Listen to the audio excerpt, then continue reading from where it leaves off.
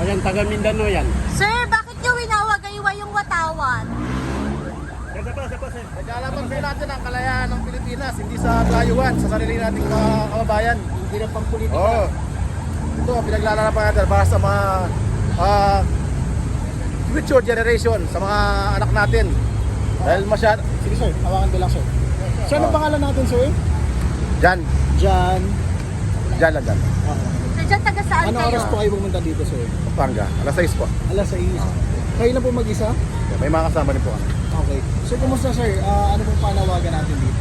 Nawagan lang po tayo sa ating mga kabayan na huwag tayo magbulag-bulagan sa nangyayaring issue sa flood control. Masyado tayong inaapi sa sarili nating bayan. Na kailangan magkaroon tayo ng boses, ilabas natin ang ating saloobin. Ito ay naayon sa ating konstitusyon na magpahayag ng ating saloobin. Na ito ay karapatan po natin bilang Pilipino. Huwag po tayo magpapapi sa mga kurakot sa gobyerno. Ang sana po, yun lang po. Sir, iglesia kayo, sir? Hindi po.